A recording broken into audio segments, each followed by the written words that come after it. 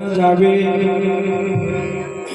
म्हणवूनी शरण जावे सर्व भावे देवाशी तो हा उतरील पार भवदुस्तर नदीचा बहु आहे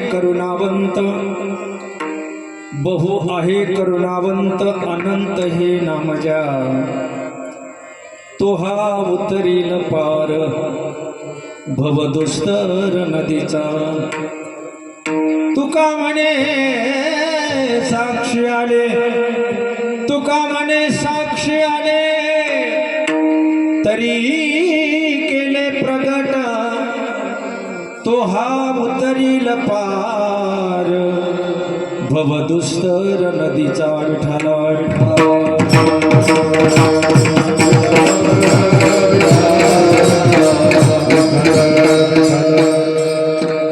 योऽन्त प्रविश्य मम वाच्यमिमा प्रसुप्तां सञ्जीवयत्यखिल शक्तिधर स्वधाम्नाम् अन्यांशहस्तचरणश्रवणत्वगादीन् प्राणान्नमो भगवते पुरुषाय तुभ्यं पाण्डुरंगा करो प्रथमा नमन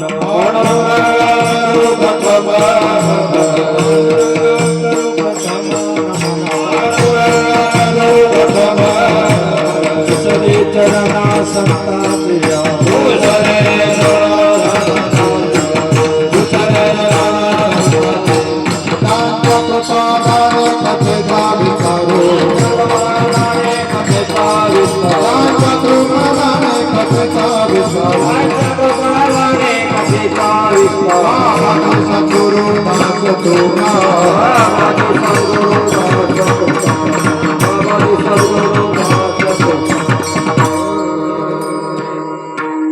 पांडुरंगा करू प्रथम नमन दुसरे चरणा संतांच्या त्यांच्या कृपादाने कथेचा विस्तारू बाबाजी सद्गुरुदास ओम नमो ज्ञानेश्वरा करुणा करा दयाळा तुमचा अनुग्रह लाधलो पावन झालो चराचरी नमो सद्गुरु तुकया ज्ञानदीपा नमो सद्गुरु सच्चिदानंद रूपा नमो सद्गुरु भक्त कल्याण मूर्ती नमो सद्गुरु भास्करा पूर्ण कीर्ती कर्पूर गौरम करुणावतारम संसार सारम भुजगेंद्रहरम सदा वसंतम हृदयारविंदे भवं भवामी सहितं नमामि आता माझे दंडवत तुमच्या संत चरणासी तुमच्या संत चरणासी तुमच्या संत चरणासी आता माझे दंडवत तुमच्या संत चरणासी तुमच्या संत चरणासी तुमच्या संत चरणासी आता तुमच्या संत चरणासी तुमच्या संत चरणासी तुमच्या संत चरणासी आता माझे दंडवत तुमच्या संत चरणासी तुमच्या संत चरणासी तुमच्या संत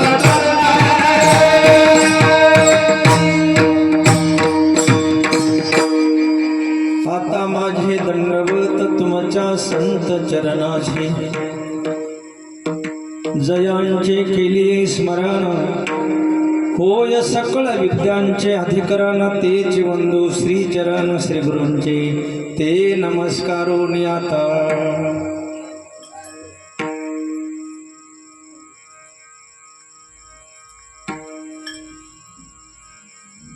मनवोनी शरण जावे सर्व भावे देवाशी तो हा उतरील पार भवदुस्तर नदीचा काय माझी वाणी माणील संताशी रंजवो चित्ताशी आपुलिया माझी वाणी तुझे वर्णी गुणनाम ऐशे दे प्रेम काही कळा विको कमी धर्माचा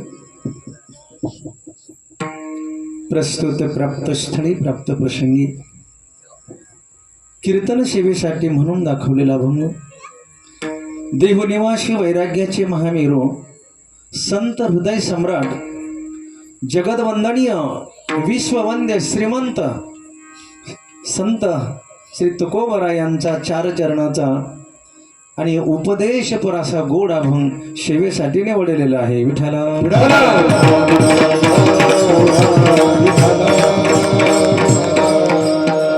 या पावन भूमीमध्ये मौजे दिंडेवाडी भगवान वीरभद्र बिरुदेवाच्या या पावन दरबारामध्ये मला वाटतं आज बिरुदेवाची यात्रा असते का,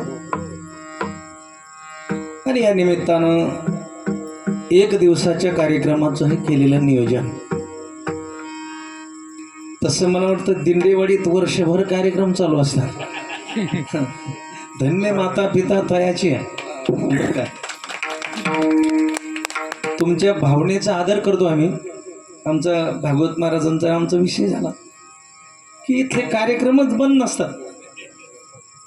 एवढे उद्योगाची सगळे आता शेतकरी वर्गातली ही मंडळी, आणि एवढं करून सुद्धा या कार्यक्रमाला वेळ देणं, हे सगळं नियोजन करणं तितकंसं सोपं नाही महाराज. विठ्ठला विठ्ठला.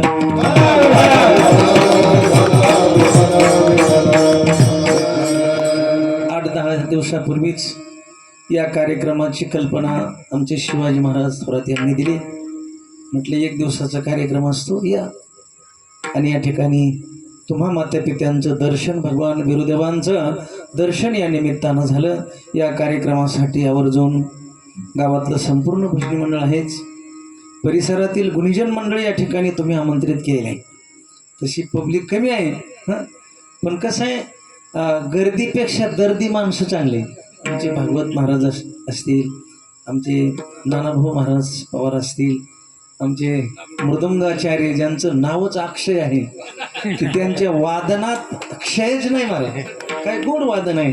अक्षय महाराज नागोडकर, बरेच दिवसांनी आमची भेट झाली. या ठिकाणी माझ्याबरोबर आलेले आमचे मृदंगाचार्य बबन महाराज असतील. आता भैयाचं नाव कला मला माहिती नाही, माऊली माऊली का, अरे वा. आणि ही सगळी गावातली भजनी मंडळ आहे. आमचे अर्जुन महाराज या ठिकाणी थोरात, तेही या कार्यक्रमासाठी, कारण दिवाळीच्या सुट्ट्या आहेत आणि मला वाटतं ती काहीतरी आजारी होती, आणि या ठिकाणी कार्यक्रमासाठी उपस्थित आहेत. सर्व भाविक मंडळ, तरुण वर्ग जास्त आहे या ठिकाणी. नाहीतर अलीकडं असं आहे महाराज, म्हाताऱ्या माणसानेच परमार्थ करायचा की काय असं काही गावात दिसतं.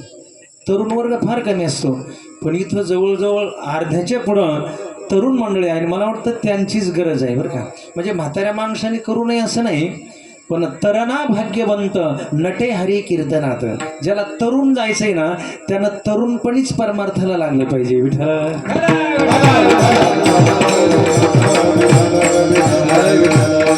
भगवान वीरभद्र बिरुदेवाच्या या महाद्वारामध्ये आपण मोठ्या श्रद्धेने या ठिकाणी आलात. नाहीतर सध्या उद्योगाचे दिवस आहेत महाराज, माणसं भेटणार. मग अशीच विषय झाला, कापूस वेचायला माणसं भेटणार, आता आपल्यालाच वाट्या करायची पळी आली. काय करायचं, त्याला विलाज नाही.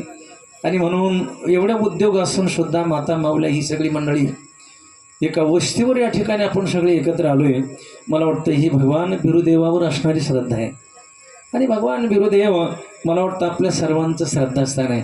भगवान शंकराचा अवतार आहे महाराज. भगवान शंकरापासून, त्यांच्या जटेपासून वीरभद्राची उत्पत्ती झाली, आणि वीरभद्राचाच अवतार हे बिरुदेव आहेत.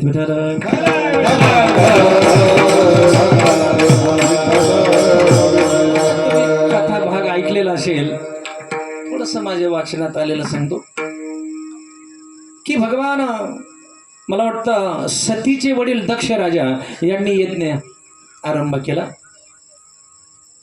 पण यज्ञामध्ये मुद्दाम भगवान शंकराचा अपमान केला. त्यांना आमंत्रणच दिलं नाही. सगळ्या देवाधिकांना आमंत्रण दिली, आणि त्या यज्ञाला ज्या वेळेला आरंभ व्हायचा त्यावेळेला सगळे देव आपापली विमानं घेऊन ज्या वेळेला कैलास पर्वताकडे, दक्ष राजाच्या त्या नगरीकडे निघालेले आहे. सती मातेनं पाहिलं, आणि भगवान शिवजीला विचारते, स्वामी माझ्या बापाच्या घरी यज्ञ चालू आहे, सुरुवात होणार आहे, आपणही गेलं पाहिजे. त्यावेळेला भगवान शिवजी सांगतात की आपल्याला आमंत्रणच नाही. काही ठिकाणी आमंत्रण आल्याशिवाय जाऊ नये, काही ठिकाणी आमंत्रण आलं तरी जाऊ नये, आणि काही ठिकाणी आमंत्रणाची वाट बघू नये. विठ्ठल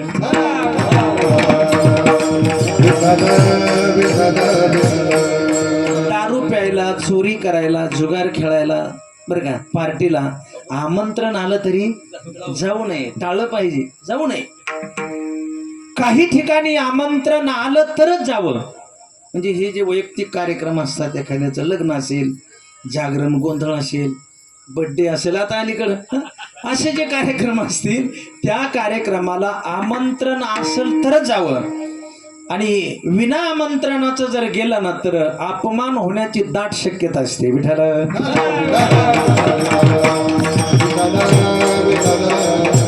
आणि हा जो धर्म सोहळा आहे, ही जी कीर्तन आहे, कथा आहे, भजन आहे, देवदर्शन आहे, याला मात्र आमंत्रणाची वाट बघू नये, अजिबात वाट बघू नये. बघा तुम्ही, तुकोबरायचं प्रमाण आहे की तुका म्हणे जवळी न पाचारिता जावे, सप्त चरण भावे रेखावया, सप्त चरण भावे रेखावया. तुका म्हणे न पाचारिता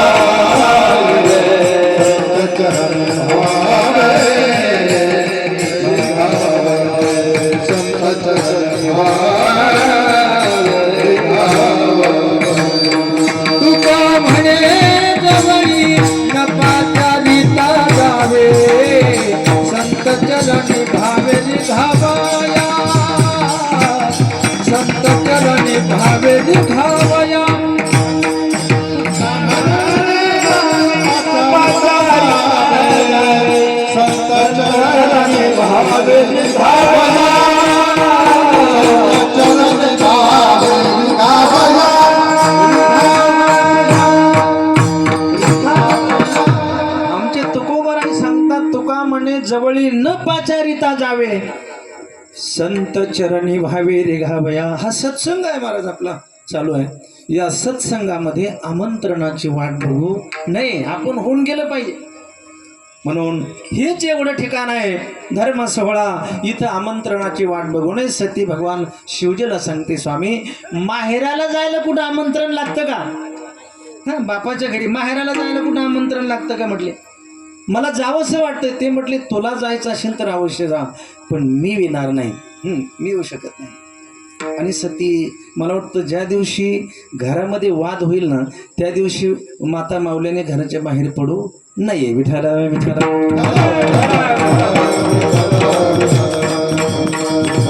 त्यांचा छोटासा वाद झाला, मी येणार नाही म्हटलं. ती म्हटली तुमचं नेहमी असंच आहे, अशा कार्यक्रमात नाही जायचं, मग कधी जायचं? ती म्हटली तू जा. आणि ज्या वेळेला सती एकटीच त्या ठिकाणी दक्ष राजाच्या त्या यज्ञासाठी जाते, आणि तिथं गेल्यानंतर जे नियोजन होतं त्या मंडपमध्ये, सगळ्या देवतांना मान होता, पण भगवान शंकराचं आसनच तिथं नव्हतं. मला वाटतं काय हिला पतिव्रता म्हणतात.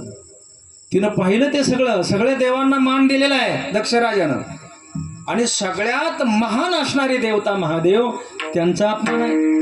सतीला ते राहवलं नाही महाराज. आणि दक्ष राजानं सतीच्या तोंडाकडे सुद्धा पाहिलेलं नाही, मुद्दा होऊन अपमान केलेला होता. एवढा राग आलेला आहे सतीला. मला वाटतं त्या होमकुंडामध्ये त्या ठिकाणी काय केलं, आपला देह समर्पित केला. आणि मग ज्या वेळेला हे भगवान शंकरांना कळालं, एवढा क्रोध आला भगवान शिवजीला. मी म्हणत होतो जाऊ नको, गेली. आणि त्यावेळेला आपल्या जटा आपटल्या त्या शिळेवर, आणि त्या जटातून वीरभद्राचा अवतार निर्माण झाला. हजारो हत्तीचं बळ, अशी बलवान अशा प्रकारचा पुत्र वीरभद्र त्या ठिकाणी निर्माण झाला. आणि सांगा म्हटले पिताश्री काय आज्ञा आहे, काय करू, काय सेवा करू? अरे म्हटले सेवा एकच करायची की त्या दक्ष राजाचा त्या ठिकाणी तिथं जायचं, त्या यज्ञाचा विध्वंस करायचा आणि दक्ष राजाचा घात करायचा. जा म्हटले. आणि वीरभद्र आपल्याबरोबर सैन्य घेऊन ज्यावेळेला वीरभद्र दक्ष राजाच्या राजधानीमध्ये आलेले आहेत. यज्ञ चालू होता आणि त्यावेळेला त्या यज्ञावर आक्रमण केलं वीरभद्र. दक्ष राजाचं आणि वीरभद्राचं युद्ध सुरू झालेलं आहे. पण त्यावेळेला वीरभद्रानं दक्ष राजाचं शिरछेद केला आणि ते शिरकमळ त्या अग्नीमध्ये जाऊन त्या ठिकाणी पडलेलं आहे, त्या होमकुंडामध्ये. हाहाकार झाला.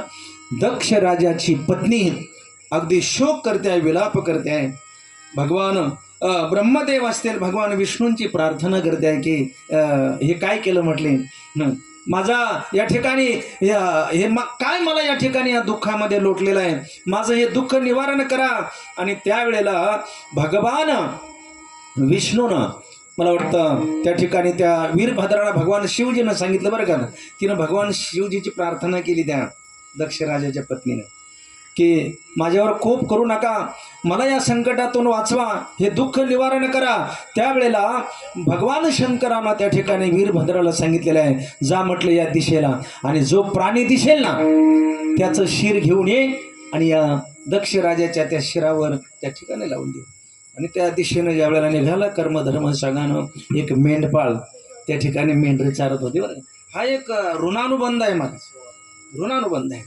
आणि नेमका जो मेंढा होता तोच पहिला दिसला, त्यानं त्या मेंढ्याचं काय केलं, शिरछेद केला. तो मेंढपाळ गरीब माणूस आणि तो याचना करू लागला, ओ देवा म्हटले माझं काय चुकलं, या मेंढ्याचं काय चुकलं, काय शिरछेद केला याचा. ते म्हटले बाबा माझा नाईलाज आहे, हे देव कार्य आहे, देव काय देव जोडे तरी करावा अधर्म, ही संस्कृती आहे आपली. तू माझ्यावर रागवू नकोस, तुझ्या ऋणातून मी उतराई होईल, पण आज हे काम मोठं योग्य आहे, उचित आहे. त्यानं त्या मेंढ्याचं शिर घेतलं आणि दक्ष राजाच्या त्या धडावर त्या ठिकाणी लावलेलं आहे. आणि दक्ष राजा पुन्हा जिवंत अशा प्रकारचे होतात. पण आता पहिलं शिर गेलेलं आहे आणि त्या मेंढराचं बोकडाचं अशा प्रकारचं शिर दक्ष राजाला लावलेलं आहे. आणि या मेंढराचा त्या ठिकाणी जो घात केला तो मेंढपाळ त्या वीरभद्राला त्या ठिकाणी बोलू लागला. त्यावेळेला वीरभद्रानं वचन दिलं होतं की तुझं या ठिकाणी या ऋणातून मी उतराई होईल. आणि त्या वीरभद्रानं मला वाटतं धनगर समाजामध्येच मला वाटतं सुरावंतीच्या पोटी मला वाटतं आणि बिरुदेव त्या ठिकाणी जन्माला येतात आणि फार मोठं कार्य त्या बिरुदेवांचं आहे. मला वाटतं बिरुदेव भगवान शिव असतील, बिरुदेव असतील किंवा भगवान पंढरीश परमात्मा असेल, हे सगळे देव एकच आहेत. विठाल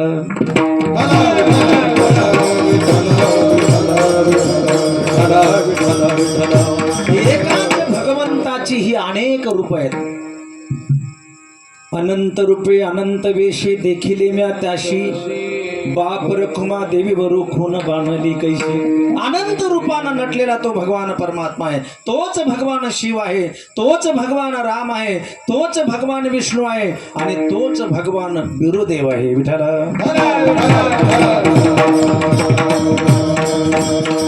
आणि सज्जन हो, देवाचा जो अवतार असतो ना, मला वाटतं दुःख निवारण करण्यासाठी, समाजामध्ये जो अधर्म वाढलेला असतो, साधूचं रक्षण करण्यासाठी आणि दुष्टांचा नाश करण्यासाठी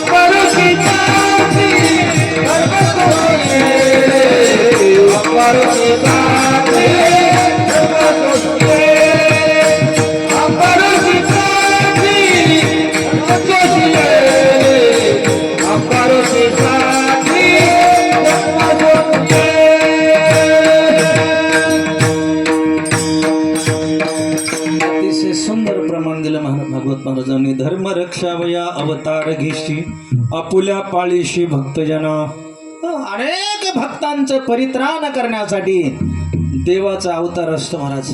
बघा तुम्ही मला एका मेंढपाळानं सांगितलं होतं. ते म्हटले आम्ही हे मेंढर घेऊन रानोमाळ चारायला जातो ना, मग ज्या ठिकाणी आता कोणती जागा कशी असते तिथं काय असतं आपल्याला काही माहिती नसतं. आम्ही तिथं गेल्यानंतर तिथं भगवान बिरुदेवाची प्रार्थना करतो की हे सगळं तुमच्यावर भार घातलाय, काय करायचं असेल तुम्ही आमचं रक्षण करा. काय भावना आहे बघा ना तुम्ही. तुका म्हणे भार घातली यावरी होईल कैवारे नारायण. मला वाटतं ही भक्तीच आहे. आपलं काय असेल संकट ते तुम्ही निवारण करा, तुम्ही बघा. हा भोळा भाव आहे महाराज. आणि हा भोळा भाव हा भाव आणि देवाला दुसरं काही नाही लागत. देवाला काय लागतं? फक्त भाव. गिरीधर लाल तो भाव का राग कला नाही जानत तुका. गिरीधर लाल तो भाव का. भगवान परमात्म्याला जर काय लागत असेल तर फक्त भाव. काही न लगे एक भावची कारण. तुका म्हणे आन विठोबाची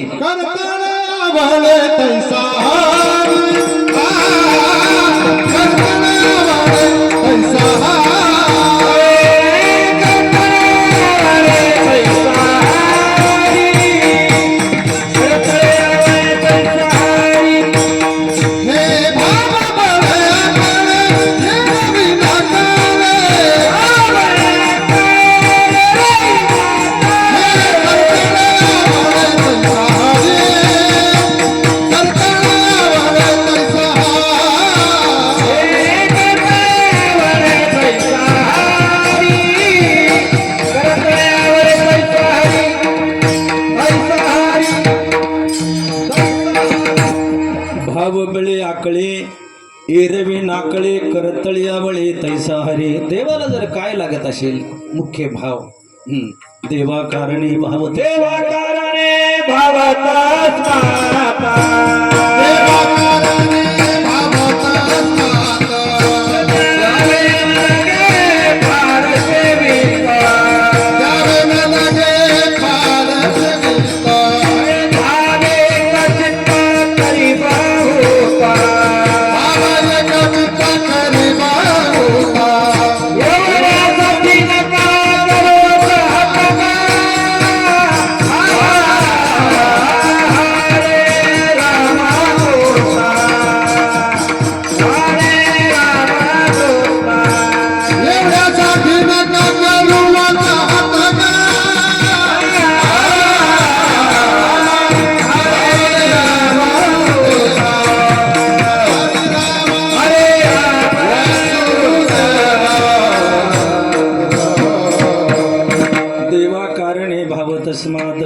द्यावे न लगे फारशे वित्त. झाले एक चित्त तरी बहुत. एवढ्यासाठी नका करू वात हातगा. देवाला जर काय लागत असेल तर भाव, दुसरं काय नाही लागत आहे. भावाचे आम्ही भावाचे पाहुणे भलतया. भगवान सांगतात पै भक्ती एकी मी जाणे तेथे शान थोर न म्हणे. आम्ही भावाचे पाहुणे भलतया. भक्ती भक्त तिथं लहान आहे की मोठा आहे, गरीब आहे की श्रीमंत आहे हे आम्ही पाहत नाही. फक्त त्याच्या ठिकाणी त्याच्या बुडाशी किती भाव आहे. आम्हाला कोणती वस्तू अर्पण केली, पत्रम पुष्पम फलम, तो कुठली वस्तू अर्पण केली याला महत्व नाही, त्याच्या वस्तूच्या बुडाशी किती भाव आहे हा महत्वाचा आहे. विठाल अरे भगवान राम प्रभू त्या शबरीची उष्टी बोरं खातात. उष्टी आता कोणी कोणाचं उष्ट खातंय का? आणि जगाचा मालक आहे महाराज, जगनियंता आहे. आणि तो भगवान परमात्मा भगवान प्रभू रामचंद्र शबरीची उच्चिष्ट बोरं खातात. न म्हणे उच्चिष्टात्वा थोडे, तुका म्हणे भक्ती पुढे. तो उष्ट आहे की थोडा हे पाहत नाही, फक्त भाव किती आहे. विठाल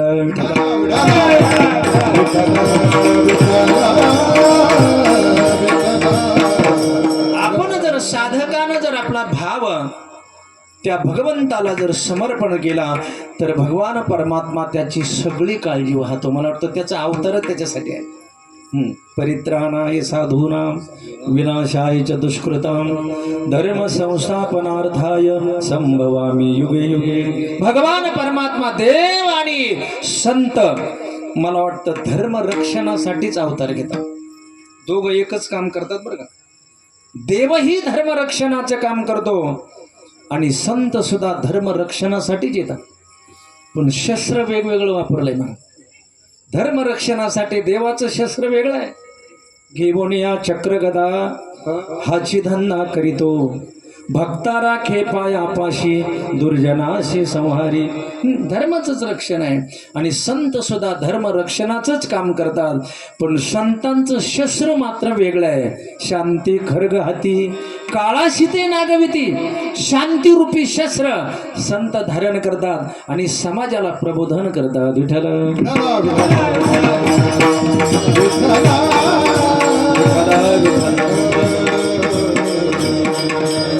एकच कार्य आहे महाराज. देव आणि भक्त तुझा नाही विचार. देवाशी अवतार भक्ताशी दोन्हीचा विचार एकपणे असं म्हटलं. म्हणून देवाशी अवतार भक्ताशी संसार दोन्हीचा विचार एकपणे असं म्हटलं. दोघांचा विचार एक आहे पण कृती मात्र वेगवेगळी आहे महाराज. विठ्ठल विठ्ठल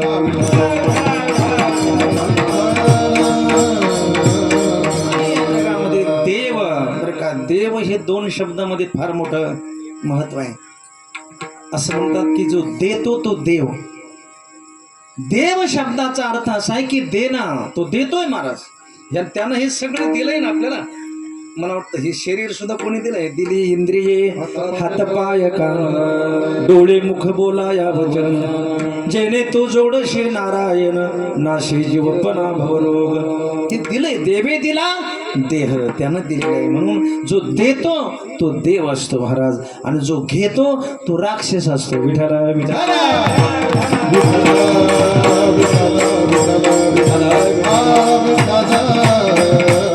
देव ही फार मोठी ताकद आहे. फार मोठं सामर्थ्य आहे. कर्तुम अकर्तुम अन्यथा कर्तुम ती देवाकडे असते महाराज.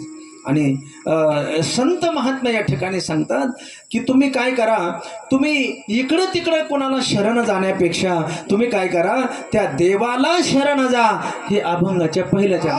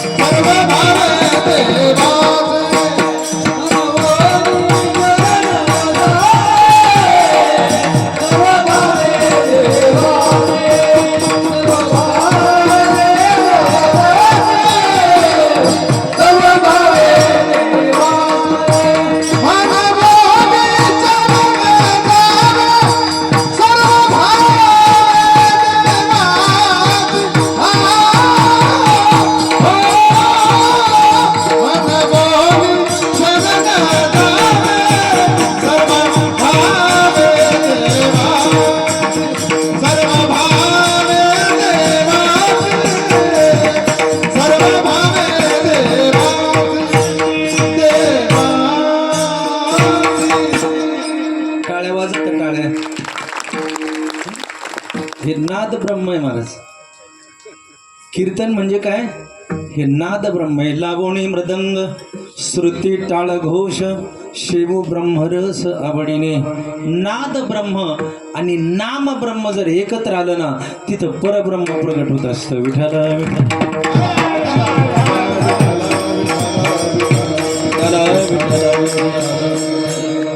आणि म्हणून मनवोनी शरण जावे सर्व भावे देवाशी. शरण जाण्यासाठी फक्त दोनच ठिकाण आहेत महाराज, दोनच ठिकाण आहे. जडानं जडाला शरण जाऊ नये, जीवानं जीवाला शरण जाऊ नये.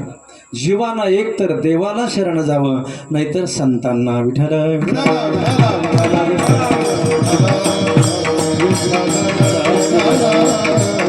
समाजामध्ये काय महाराज, समाजामध्ये अशी 2-4 वर्गाची माणसं आहेत. एक वर्ग धूर्त आहे, एक वर्ग मूर्ख आहे, एक वर्ग शहाणा आहे बरं का, आणि एक वर्ग भोळा आहे. एक धूर्त आहे. पहिला धूर्त जरा वेगळाच असतो महाराज. दुसऱ्याचं वाटोळ जरी झालं तरी चालेल, पण आपला फायदा झाला पाहिजे, याला धूर्त म्हणतात. विठ्ठल विठ्ठल.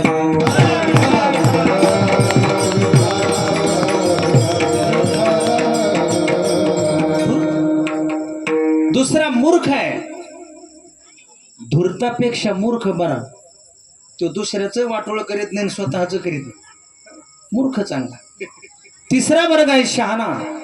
शहाणा हा चांगला वर्ग आहे. तो स्वतःचाही विचार करतो आणि आपल्याबरोबर दुसऱ्याचाही विचार करतो. म्हणून तर आमचे तुकोबाराय सांगतात, शहाणा तो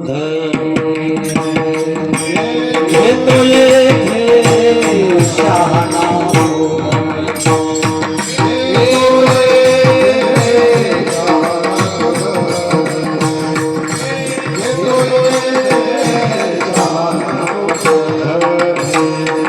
म्हणे सोबे आहे सर्व होनी.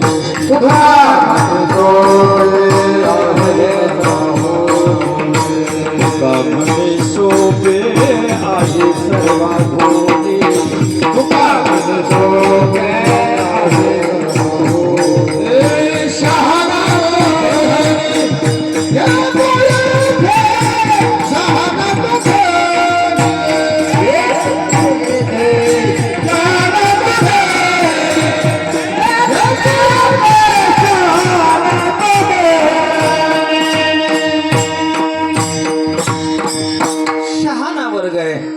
तो शहाणा तो धनी घेतो येथे बरं का.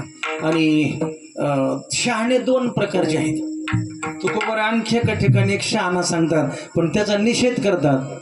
आणि कानाय माझ्या मना, आणि कानाय माझ्या मना, आणि कानाय माझ्या मना, आणि कानाय माझ्या मना.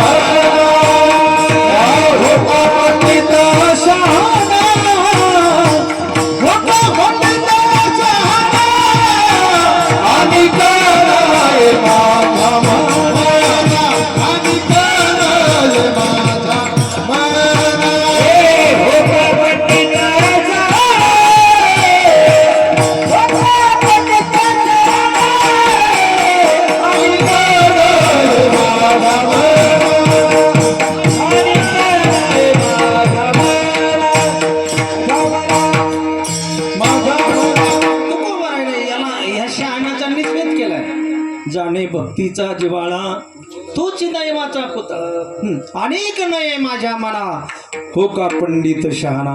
एखादा शब्द पांडित्य करत असेल बरं का, आपल्या शब्द पांडित्यानं ब्रह्माचं झाड उभा करत असेल, पण त्याच्याकडे जर प्रेमाचा भक्तीचा जिव्हाळा नसेल ना, तो शहाणा काही कामाचा नाही. विठ्ठल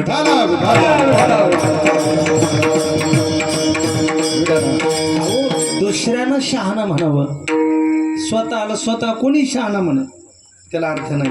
दुसऱ्यानं शहाणा म्हणावं बरं का, आणि तो खरा शहाणा म्हणून समाजानं म्हणावं. म्हणून तिसरा वर्ग शहाणा आहे आणि चौथा वर्ग भोळा आहे बरं का. भोळा. आणि हा भोळा देवाला आवडतो बरं का. भोळा, कारण आपला देव भोळा आहे, भक्ती भोळी आहे आणि भक्त सुद्धा भोळाच आहे. ही त्रिपुटी आहे. विठ्ठल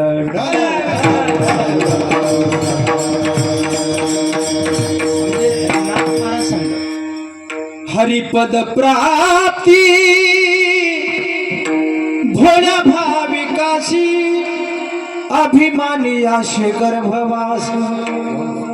जो अभिमानी असेल अहंकारी असेल त्याला गर्भवासाचं दुःख भोगावं लागतं. पण जो भोळा आहे ना भाबडा आहे ना मला वाटतं तोच देवाला आवडतो. हरीची प्राप्ती मला वाटतं बिरुदेवाची प्राप्ती ही भोळ्यांना होते. विठाला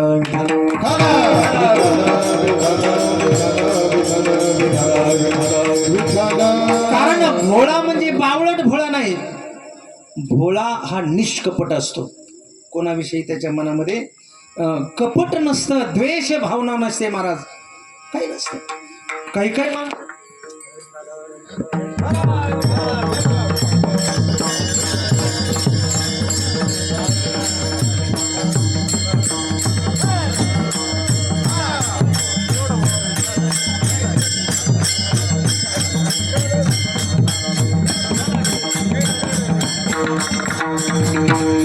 काही माणसं द्वेषानं वागतात. महाराज एकदा बादशहानं बिरबलला सांगितलं, बिरबल तू इतका हुशार आहे तर तुझा बाप किती हुशार असेल म्हटलं. मला तुझ्या बापाला भेटायची इच्छा आहे म्हटलं. उद्या दरबारामध्ये पाठवून दे. बिरबल हुशार होता. बिरबल म्हटलं याचं काहीतरी कट दिसतोय. पण असं बिरबल घरी गेले. आपल्या वडिलांना सांगितलं, दादा उद्या सरकारने बोलावलंय तुम्हाला दरबारामध्ये, पण एक लक्षामध्ये ठेवा, त्यानं काही जरी विचारलं ना फक्त गप्प बसायचं, काहीच बोलायचं नाही. आता ते वडील बिरबलचे वडील होते. गेले त्या ठिकाणी बादशहाच्या समोर उभं केलं. म्हटलं हे बिरबलांचे वडील आहे. त्यानं अनेक प्रश्न विचारले बादशहाने, पण हे आपली अगदी गप्पची गप्पच. बरेच प्रश्न विचारले तरी हे गप्पच आहेत, कारण बिरबलनं सांगितलंच होतं. आणि त्यावेळेला बादशहाला राग आला. म्हटलं ए हाकलून द्या या मूर्खाला, हाकलून द्या दरबारातून. दिला हाकलून. आणि मग बिरबल दरबारामध्ये जातात. बादशहानं विचारलं, बिरबल मूर्खाची गाठ पडली तर काय केलं पाहिजे? त्यावेळेला बिरबलनं सांगितलं, मूर्खाची जर गाठ पडली ना तर मौन धारण केलं पाहिजे.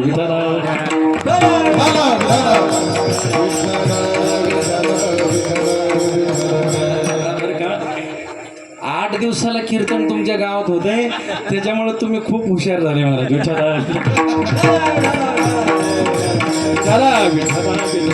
काही माणसं द्वेषानं वागतात. परमार्थामध्ये हे चालत नाही. कोणाही जीवाचा न घडो मत्सर, वर्म सर्वेश्वर पूजनाचे. म्हणून शरण जाण्यासाठी एकच ठिकाण आहे, 2 ठिकाण आहेत, एक संत आणि दुसरे देव. म्हणून तुकोबर आहे संतात मनवुनी शरण जावे, सर्व भावे देवाशी. बरं का, शरण जाण्यामध्ये त्यांनी एक आट घातली बरं का. नुसतं शरण जायचं नाही. काही काही माणसं नुसतं शरण जातात, पण काया वाचा आणि मन ही त्रिपुटी लागते. शरण कायेनं जावं, नुसतं कायेनं शरण जाऊन काय, काया म्हणजे शरीर. नुसतं देवाच्या पायावर शरीर ठेवलं म्हणजे झालं का? नाही. बघा तुम्ही देवाच्या आपण दर्शनाला जर गेलो ना पंढरपूरला, तर तिथं देवाच्या पायाजवळ जे बसलेले असतात ना, बरं का, आपल्याला वाटतं काय मजा आहे यांची, काय आनंद आहे. रात्रंदिवस देवाच्या पायाजवळ बसलेले आहेत. आपल्याला 1 मिनिट सुद्धा तिथं थांबू देत नाहीत. काय मजा आहे यांची, काय आनंद लुटतात. पण ते देवाच्या फक्त पायाजवळ बसलेले असतात. त्यांचं लक्ष आपल्या खिशाकडे असतं. आपल्या खिशाकडे असतं महाराज. कोण काय ठेवतंय याच्यावर लक्ष असतं. म्हणून असं सांगितलं जातं महाराज, देवाच्या पायाजवळ जे बसलेले असतात ना त्यांना पुजारी म्हणतात. इकडं लक्ष द्या. देवाच्या पायाजवळ जे बसलेले असतात त्यांना पुजारी म्हणतात, पण देव ज्यांच्या पायाजवळ राहतो ना त्यांना भक्त म्हणतात. विठाला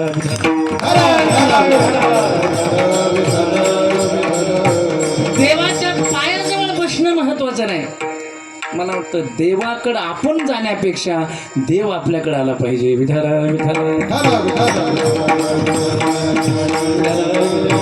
अशी साधना करता येते. आपल्याला देवाकडे जाण्याची गरज नाही. आपणच देव होय गुरु. देव आपल्याकडे आला पाहिजे. त्याच्यासाठी अवस्था, परमार्थामध्ये अवस्था लागते. प्रपंचामध्ये व्यवस्था, प्रपंचामध्ये व्यवस्था पाहिली जाते ना. असं एखाद्याच्या घरी जर पाहुणे गेले तर तिथून आल्यानंतर माणसं विचारतात कशी काय व्यवस्था केली त्यांनी. ती अवस्था नाही विचारित कशी काय व्यवस्था केली. पण प्रपंचामध्ये व्यवस्था आणि परमार्थामध्ये अवस्था. विठ्ठल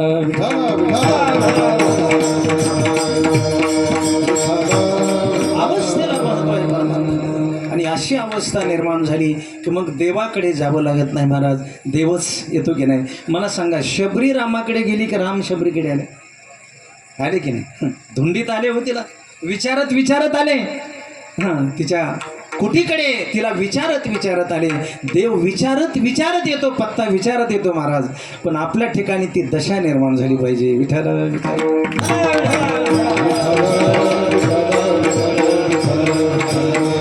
ही परमार्थाची, ही शरण जाण्याची, ही मला वाटतं शरणागतीमध्ये अनन्यता असावी लागते. अनन्य भाव, अनन्य भाव त्यालाच म्हटलं जातं. तो फक्त एकाच ठिकाणी असतो, अन्य ठिकाणी नसतो. त्याला अनन्य भाव म्हणतात. जसा मासा पाण्याशी अनन्य असतो. किती अनन्य असतो मासा? मला वाटतं इतका अनन्य असतो मासा पाण्याशी. मासा पाण्याच्या बाहेर जर टाकला ना तर एका क्षणामध्ये तडफडून मरतो. असं म्हणतात, पाण्यापेक्षा तुपाची किंमत जास्त आहे. मासा तुपामध्ये जरी टाकला तरी मरतो. त्याला फक्त पाणीच पाहिजे. त्याचा पाण्याशी त्याची तो अनन्य आहे. विठ्ठल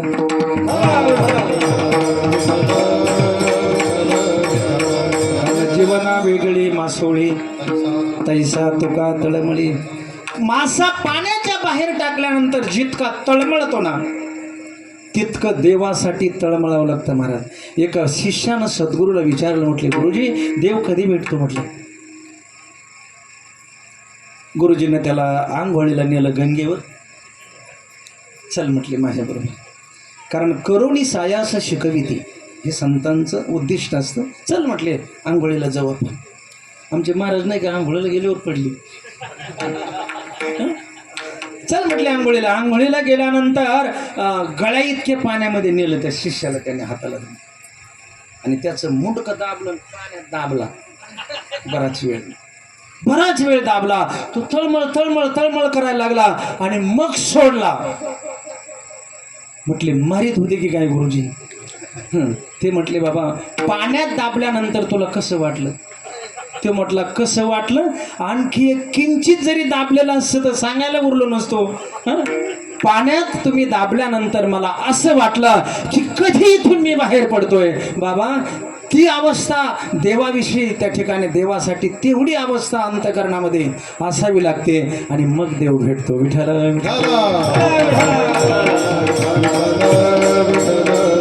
आपल्याला एवढी अवस्था कोणाला वाटते का? मला सांगा, आत्ता जर बिरुदेव खाली उतरली, योगायोगाने जर उतरले आणि ते म्हटले चला वैकुंठाला, तर कोण कोण जाईल? सांगा ना, कोण जाईल? मला वाटतं मंडपमध्ये कोणी थांबणार सुद्धा नाही. विचारा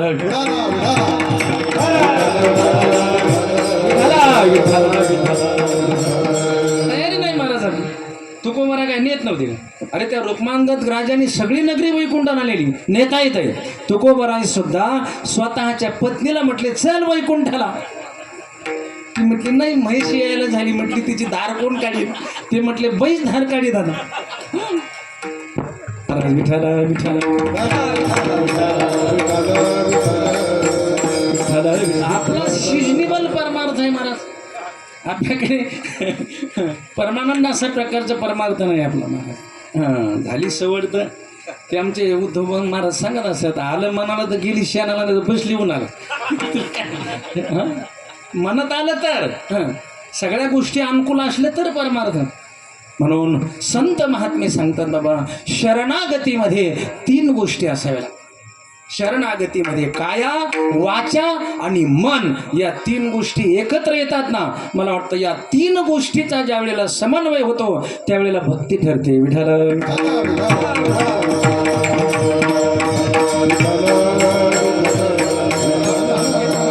देवाला या 3 गोष्टीच मागतात. चित्ती तुझे पाय डोळा रूपाचे ध्यान, डोळा रूपाचे ध्यान, अखंडमुखी नामाचे वर्णावे गुण, अखंडमुखी नामाचे वर्णावे गुण. रूपाचे ध्यान, डोळा रूपाचे ध्यान, अखंडमुखी नाम, अखंडमुखी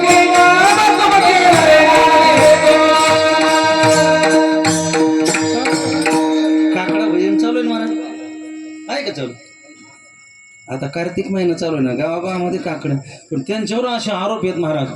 हा, ते स्पीकर बंद करा, कान फाटायला लागले. अरे 4 वाजता कुठं झोपत असते का?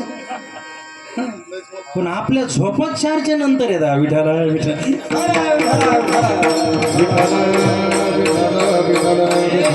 ब्राह्मी मुहूर्तावर उठलं पाहिजे महाराज.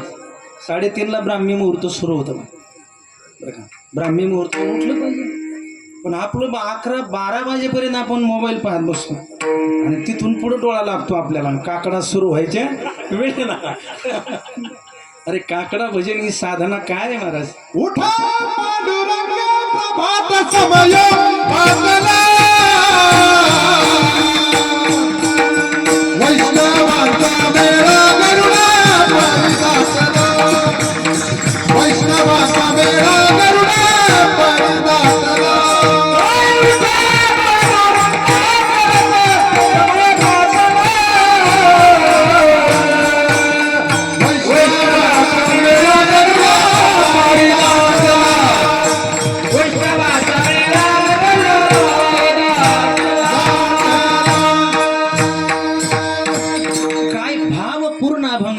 काय सांगावं, सकाळचं वातावरण असतं, प्रसन्न वातावरण असतं, अतिशय प्रसन्न वातावरण.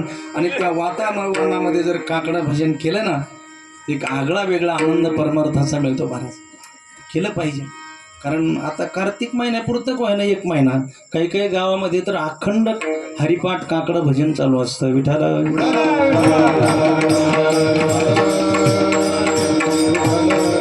असं म्हणतात की बंकट स्वामी पंढरपूरला जर काकडा भजन करायला लागले ना, तर 10-10 हजार लोक काकडा ऐकायला येत होते पब्लिक बघा.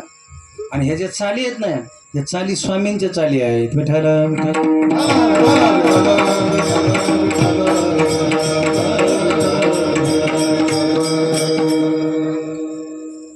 आणि ही जागृती देण्याचं काम आहे महाराज, जागृत करायचं काम आहे. आमच्या साधू संतांनी समाजाला उठवलं, साधू संतांना उठवलं, देवाला उठवलं की नाही.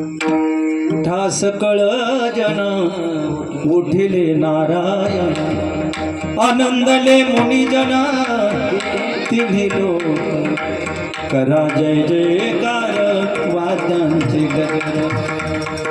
काय गोड आभाळ आहे. उठा पांडुरंगा आता दर्शन द्या सकळा, झाला अरुणोदय सरले निद्रेचे. आणि म्हणून ही जागृती आहे.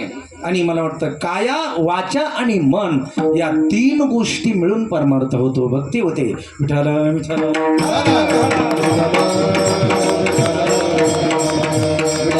नाही तर काय सांगावं तुम्हाला. आमच्या इथं गावात घटना सांगतो. असं सप्ताह चालू होता श्रावण महिन्यामध्ये, आणि पहाऱ्याच्या पाळ्या होत्या अशा, म्हणजे पाळीप्रमाणे.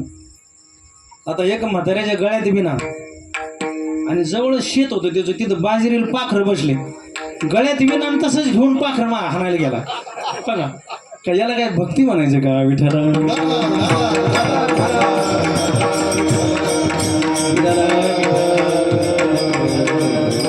काय वाचा आणि मन, कायानं जरी आपण परमार्थ केला आणि आपली वाचन आपण काही जरी बोलत असलो, काय आता नवरात्र होऊन गेला ना, काही काही माणसं 9 दिवस चपलाच घाली, पाय चपला घालायच्या आणि तोंडाने काही बोलायचं, काय काय गंमतच आहे ना महाराज. भक्ती म्हणजे एकांगी नसते महाराज. काया वाचा आणि मन, आपलं मन तिथं असलं पाहिजे. भक्ती मन प्रधान आहे सर्व इंद्रियामध्ये. भगवान सांगतात मला दुसरं काही नको, तू मन हे मीची करी, माझी भजनी प्रेम धरी, सर्वत्र नमस्कारी मज एका दे. तू मन हे मीची करी. मन हा मोगरा अर्पुणी ईश्वरा. बरं का, मन हे भगवंताला समर्पण करावं लागतं. विठ्ठला विठ्ठला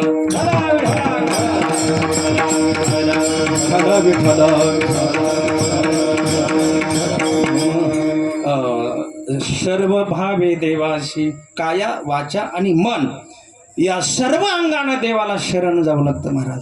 पण का शरण जायचं देवाला? तुकोबाराय सांगतात देवाला शरण जा, मनवणी शरण जावे. मनवणी हा शब्द आपल्याला सांगतो का म्हणून, मनवणी शरण जावे सर्व भावे देवाशी. तुकोबाराय सांगतात म्हणून शरण जा त्याला. पण कशामुळं? तो काय करील? तो उतरेल पार, तो उतरेल पार, उतरेल पार, तो उतरेल पार, उतरेल पार, तो उतरेल पार,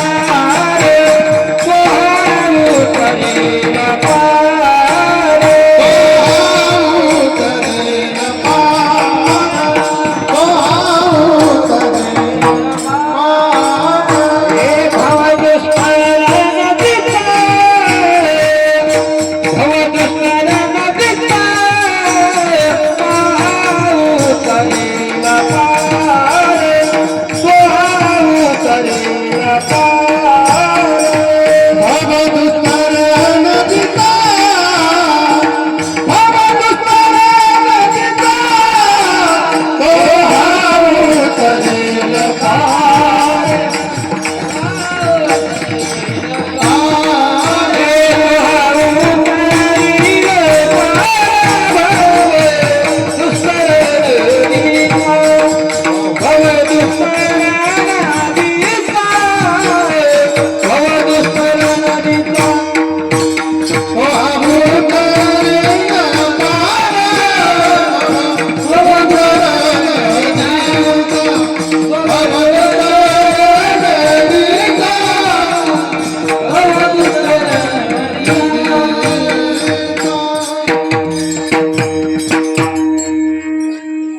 उतरील पार भवदुस्तर नदीचा म्हणवणी शरण जावे.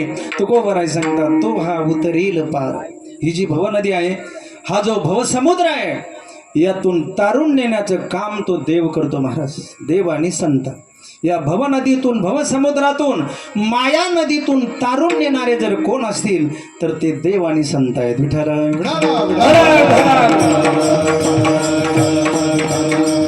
आणि या माया नदीमध्ये जर एखाद्यानं मनानं जाण्याचा प्रयत्न केला ना तर मनोमार्गे गेला तो येथे मुकला. हरिपाठी स्थिरावला तोची धन्य.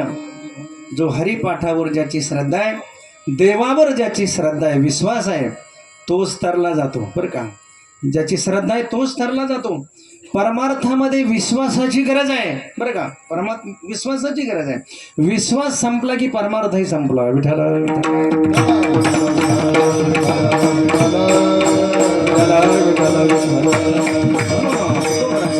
मनवणी शरण जावे सर्व भावे देवाशी. कारण हे काया वाचा मन यानं भगवंताला शरण जायचं असतं. आणि शरण गेला की मग तो हा उतरील पार. तो आपली सगळी काळजी घेतो. कारण भगवंताचं ब्रीद आहे, जो मज होय अनन्य शरण त्याचे निवारी मी जन्म मरण या लागे शरणागता शरण्य मीची एको. भगवान सांगतात जो मला अनन्य भावानं शरण येतो त्याची सगळी जबाबदारी मी वाहतो. योगक्षमम वहाम्यहम. योग म्हणजे अप्राप्त वस्तूची प्राप्ती आणि क्षेम म्हणजे प्राप्त वस्तूचं रक्षण. काही वेळेला योग येतो जेवणामध्ये पण त्याचं क्षेम होत नाही. क्षेम होत नाही. चांगल्या जेवणाचा योग होता. आता जेवणाचा योग आहे ना, स्वयंपाक आता तयार झालेला आहे, हा, पण योग आलाय पण क्षेम होतं की नाही. क्षेम म्हणजे खाणं आपल्या हातचं आहे पण पचन, हा, म्हणून क्षेम महत्वाचा आहे. त्याच्यासाठी देवाची गरज आहे. विठाला विठाला म्हणून या मनावर साधना करत असताना अंकुश ठेवावं लागतो मला. अंकुश नाही तर असं आहे, मनाचं धावणं, शेळीचं चरणं आणि आगीचं जळणं हे काही विशेष असतं महाराज. आगी किती मला वाटतं इंधन टाकल्यानंतर अग्नी शांत होईल. जितकं तुम्ही त्यात इंधन टाकता तितका तो भडकला जातो. मला वाटतं शेळी कधी तिचं पोट भरलंय? नाही ना. मनाचं धावणं कधी थांबलंय? आता आपण इथं बसलोय, ते गेलं कुठं तरी, फेरफटका मारून येतं. एका राजानं असं ठरवलं होतं, बरं तुम्ही ऐकलेली असेल गोष्ट. ते म्हटला माझ्या शेळीला जो भरपूर खाऊ घालेल आणि तिनं परत काही खाल्लं नाही पाहिजे त्याला 10,000 रुपये बक्षीस. आता गावामध्ये असे सुशिक्षित बेकार होतेच काही. ते म्हटले शेळी चारायचं काय अवघड आहे व, काय अवघड आहे. ते म्हटलं मी करतो ते काम. गेला तो राजाच्या दरबारामध्ये, मी शेळी घेऊन जातो म्हटले, आणतो चालू. दिवसभर त्यानं शेळी चारायला नेली. खूप खूप काही चांगला चांगला शालका शालका माल तिला खाऊ घातला. गच फुगली, तिला चालता सुद्धा येईना. आणि घ्या म्हटले परीक्षा आता. आता राजानं अशी लुसलुशीत एक ताजी पिंडी घासाची आणली होती आणि ती शेळी जवळ आली आणि पुढं केल्यानंतर शेळीनं मारलं ना शेंडा. म्हटले नापास नापास. दुसऱ्या दिवशी दुसऱ्या जणांना तो विडा उचलला. म्हटले मी नेतो आज. तू म्हटलं शेळी जरा मॉडर्न दिसते, त्यानं का अशी आता नवीन नाही का प्राण्याचं जे खाद्य आहे पशुखाद्य ते आणलं त्यानं भरपूर, तिला खाऊ घातलं आणि ठरलेल्या वेळेला दरबारामध्ये नेली. राजानं पुन्हा पेंडी पुढं केली, पुन्हा शेंडा मारला. मला वाटतं जवळजवळ 10, 15, 20 जण त्याच्यात नापास झाले. पण एक मात्र हुशार होता. काही मुलं हुशार असतात. ते म्हटलं आता हे काम मीच पाहतो म्हटलं आता. दुसऱ्या दिवशी त्यानं शेळी नेली रानामध्ये आणि एक घासाची पेंडी नेली बरोबर आणि एक टिपरू नेली. शेळीच्या समोर असं घासाची पेंडी धरायची, ती तोंड लावलं का तोंडावर पुढं करायचं, तोंड त्या घासाला लागलं की फटका. तिला खाऊनच दिला नाही. आणि जवळजवळ सकाळी 9 पासून 4 पर्यंत हाच प्रयोग केला. आता शेळी फक्त त्या घासाकडे पाहायची आणि टिपराकडे पाहायची. पोटात तिच्या चाऱ्याचा कण नाही. आणि त्या बहादरानं डोकं लावलं. महाराज राजा समोर नेले, म्हटले घ्या परीक्षा. राजानं ती पिंडी आणली समोर त्या शेळीच्या आणि याच्या हातात टिपरू होतच. ती शेळी त्या राजानं घासाची पिंडी पुढे केली का ही शेळी त्या घासाकडे पाहिजे, याच्या टिपराकडे पाहिजे. तोंड सुद्धा लावलं नाही महाराज. तसे मनाला सुद्धा फटके मारावे लागतात. मग भजनाचा फटका, काकडा भजनाचा फटका, हरिपाठाचा फटका, वारीचा फटका, पायदिंडीचा फटका या मनाला मारावा लागतो. आणि मग ते मन देवावर त्या ठिकाणी काय होतं, त्याची श्रद्धा ती देवाच्या पायाशी स्थिर होतं. विठ्ठल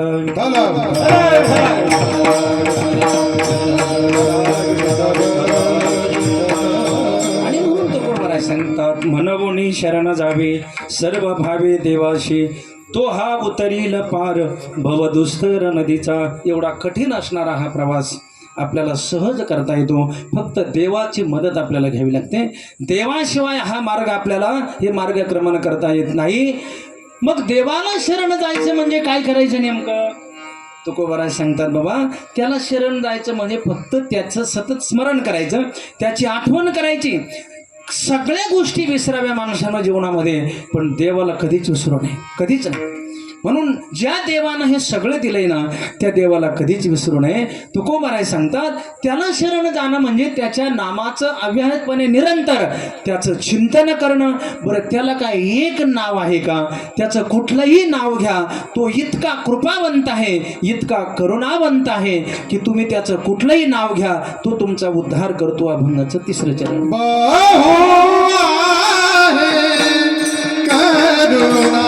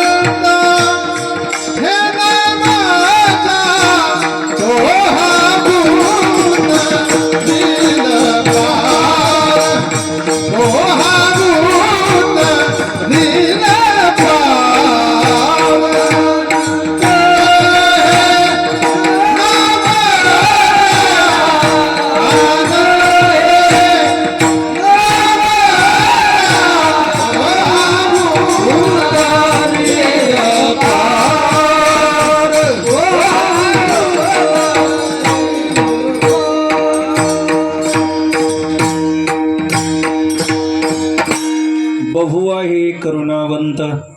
करुणा वेगळी आणि करुणावंत वेगळा. धनवान वेगळा, धनवंत वेगळा. ज्याच्या धनाला अंत नाही, ज्याच्या करुणेला अंत नाही, असा बहु आहे करुणावंत. किती करुणावंत आहे भगवान. बघा ना, बहु म्हणजे त्याचं मोजमापच करता येत. बहु हा. आता मला सांगा, समुद्रात किती लिटर पाणी आहे? काही अंदाज लागेल का महाराज? त्याचा अंतच लागणार नाही ना. त्याचा अंत लागणार नाही. तसं भगवंताच्या करुणेला अंतच नाही महाराज. अरे वैऱ्याला सुद्धा मोक्ष देतो. अरे जी विष पाजण्यासाठी आली तिला आपल्या आईपेक्षा चांगली गती दिली. वैर्याशी दिली मोक्ष. अरे भगवान शंकराच्या पिंडीवर मला वाटतं घंटी चोरायला एक चोर आला. लोक काय चोरतील सांगताच येत नाही हो. घंटी चोरायला, आणि त्याचा हात पुरत नव्हता म्हणून पिंडीवर पाय दिला आणि घंटी चोरली, आणि भगवान शंकर त्याचा उद्धार करतात. पार्वती माता सांगते, स्वामी किती भोळे हो तुम्ही. एक चोर आहे, चोर चोट्टा, तुमची घंटी, मंदिरातली घंटी चोरतोय. बरं, चोरत असताना किती अन्याय, तुमच्या डोक्यावर पाय दिला आणि तरी तुम्ही त्याचा उद्धार करता, त्याचं कौतुक करता. त्यावेळेला काय बोलावं भगवान शिवजी. अगं काही काही भक्त मला नुसतं वरून पाणी टाकतात, काही काही भक्त मला एका हाताने नमस्कार करतात, काही काही भक्त मला दंडवत घालतात, पण यानं सगळं शरीर मला अर्पण केलंय. विठाला विठाला विठाला विठाला विठाला. किती भोळा आहे बघा ना, किती भोळा, किती करुणा आहे त्याच्याकडे. बहु आहे करुणावंत. अनंत हे नाम ज्या, त्याला अनंत नाव आहे. तो किती नाव आहे, त्याच्या नावाला सीमा नाही. आणि नावाप्रमाणे वागणार आहे तो. अनंत म्हणते माझी या स्वामी ते, अनंत गुण त्या ते म्हणून या, अनंत गुणानं युक्त आहे म्हणून त्याला अनंत म्हणतात. विश्वंभर म्हणते माझी या स्वामी ते, पोषितो विश्वा ते म्हणून या, सगळ्या विश्वाला पोषण भरण करतोय म्हणून त्याला विश्वंभर म्हणतात. केशव म्हणते माझे या स्वामी ते, नाशितो क्लेशाते म्हणून या, क्लेश म्हणजे दुःख, दुःखाचा नाश करतो म्हणून केशव आहे. विठाला विठाला. आपल्या नावाला काही किंमत आहे का सांगा? आई वडिलांनी असं सुंदर नाव ठेवलेलं असतं पांडुरंग, आणि पांडुरंग रविवारी काळी पिशी घेऊन चालवतो. विठाला विठाला विठाला विठाला. पांडुरंग काय नाव आहे म्हणजे? अरे ज्या नावाचं चिंतन जर केलं तर उद्धार होतो. नारायण, पांडुरंग, माधव, केशव, गोपाल, काय नाव आहे. आता तो वेगळेच नावं निघले महाराज, डिजिटल. काही नावं ठेवतात महाराज, म्हाताऱ्या माणसाला ते घेता येत नाही. बघा म्हणून अनंत हे नाम ज्या, त्याच्या प्रत्येक नावामध्ये सामर्थ्य. हजारो नाव आहेत, अनंत नाव आहे त्याला. म्हणून बहु आहे करुणावंत. अनंत हे नाम ज्या, कृष्ण विष्णू हरी गोविंद गोपाळ, मार्ग हा प्रांजळ वैकुंठीचा. आणि देवाला सगळ्यात जास्त जर काय आवडत असेल ना, त्याचंच नाव त्याला आवडतं आणि नाव घेणार आवडतो. विठाला विठाला.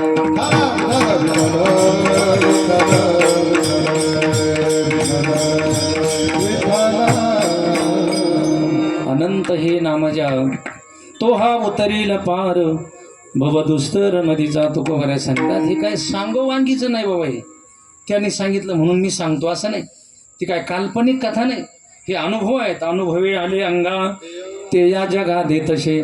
संसार करत असताना आणि परमार्थ करत असताना जे जे अनुभव आले ना साधू संतांना, ते आपल्या समोर प्रगट केली. तुका म्हणे साक्षी आहे, तुका म्हणे साक्षी आहे, तुका म्हणे साक्षी आहे, तुका म्हणे साक्षी आहे.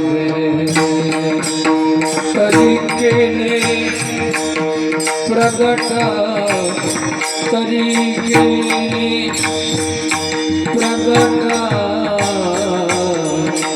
तो हा उतरिल पार, तो हा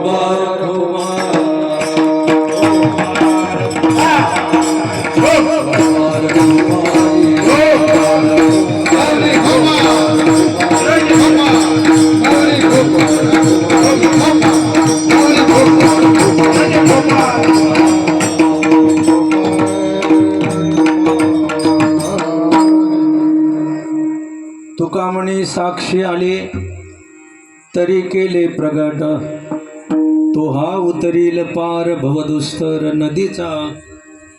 तुकोबराय ही जी आदी करून जी संत मंडळी असतात ते सांगोवांगीचं सांगत नसतात, कुणीतरी सांगितलं म्हणून असं नाही. तुका म्हणे साक्षी आले, तुका म्हणे साक्ष हाती तो मी चित्ती इथे येला.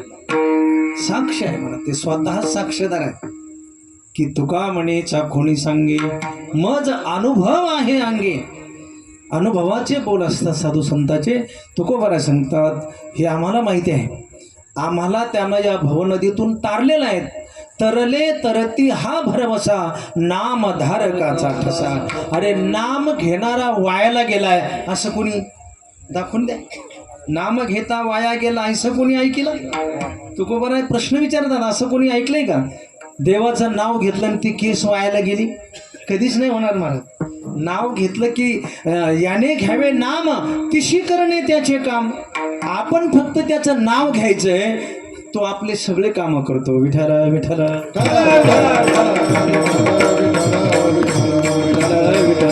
फक्त श्रद्धेनं विश्वासानं फक्त त्याचं नामचिंतन करायचं बरं का. मला वाटतं आपली वेळ संपलेली आहे. 9:15 झाली काय काय 15 मिनिट वर झाले. पण काय नाही, तुमच्या सगळ्यांचे मला जे काही बसण्याची पद्धत आहे, श्रवण करण्याची पद्धत आहे, फार सुंदर आहे महाराज. नाही तर काही काही माणसं काय कसे बसलेत सांगा, शेकायला बसल्यासारखे बसलेत माणसं, असे गुडघे वर करून. कीर्तन ऐकण्याची मर्यादा असतात कीर्तनाला, पण इथं चांगली व्यवस्था आहे महाराज. कारण इथं कार्यक्रम भरपूर होतात. अतिशय सुंदर असं नियोजन आहे, सुंदर अशी साऊंड सिस्टीम आहे. जय मल्हार साऊंड सिस्टीम, मला वाटतं कोपरे सुंदर आवाज दिला बरं का त्यांनी, आणि त्यांच्यासाठी टाळ्या वाजा. आणि मला वाटतं आमचे वैष्णव कीर्तन चॅनल, आमचे भालेराव बंधू, सुंदर असं त्यांचं ते चॅनल रेकॉर्डिंग चालू आहे. त्याच्यामुळं आम्हाला काही बोलायचं ठरलं का अगोदर त्यांच्याकडे पाहावं लागतं. लोक विचित्र आहे महाराज. आज 1000 वेळा विचार करून बोलावं लागतं. विठ्ठल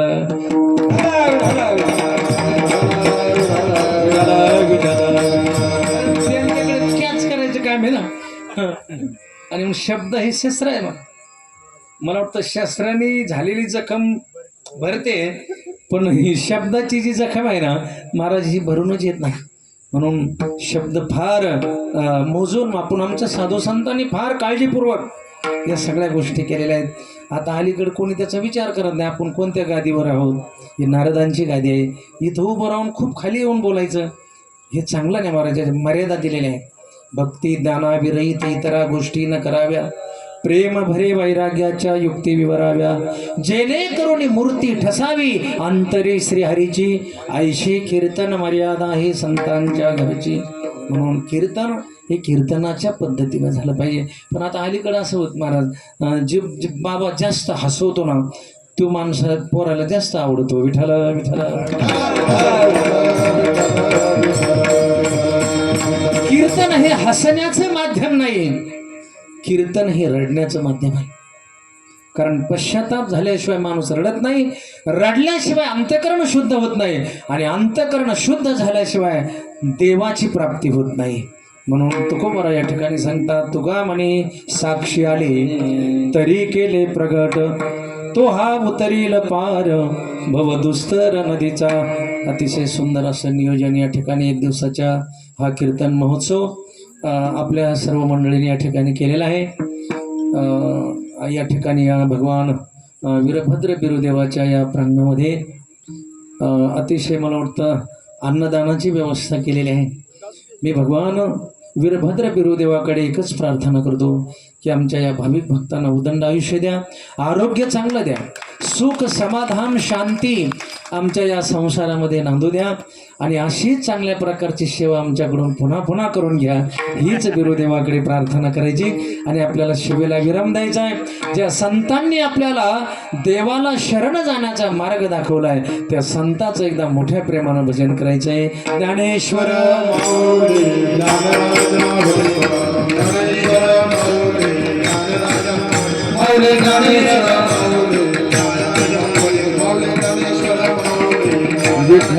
जय जय जय